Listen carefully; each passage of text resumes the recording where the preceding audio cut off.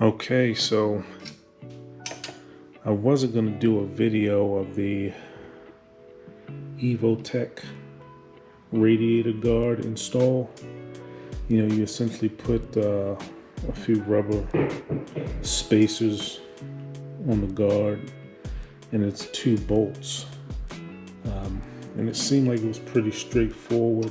You would think it would just slide, you know, up and hook in, but it did not go in easily for me. You can see a little bit of clearance issues with the horn.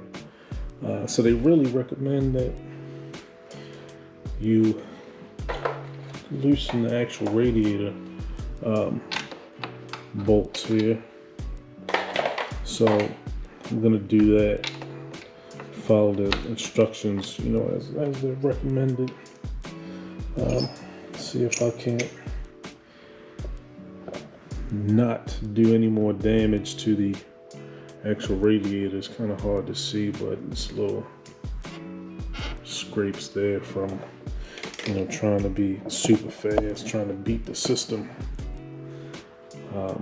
So it's essentially a couple bolts they recommend that you undo, and that should give you know, the radiator enough play to maybe drop down a little bit, and should go on without issue after that.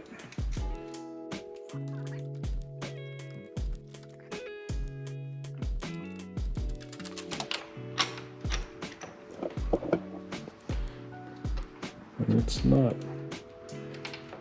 on there tight at all.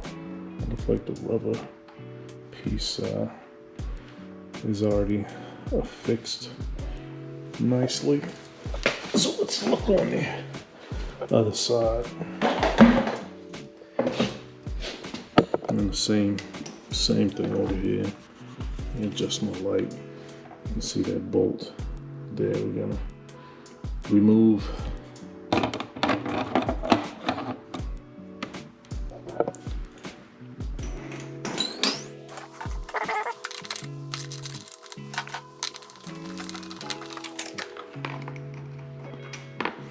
It looks like that gives us just enough free play. And let me see this horn. It's in the way. See if we can't get this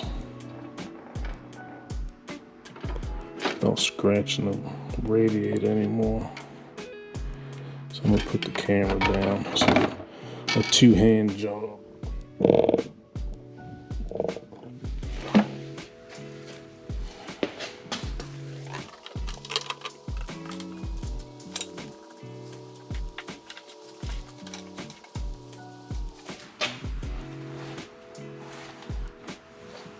That is much better. And then we'll simply put the bottom fasteners on. So there's a bolt spacer.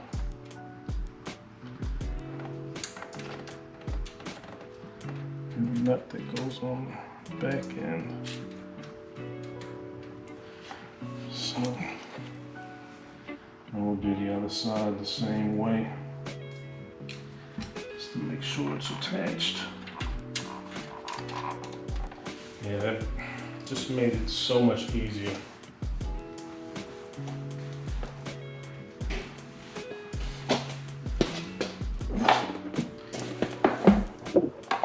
So what we did was just loosen the main connector of the radiator to the frame, and it just gave us enough play to attach the radiator guard. And put the little bottom clamps on, so we'll tighten everything up.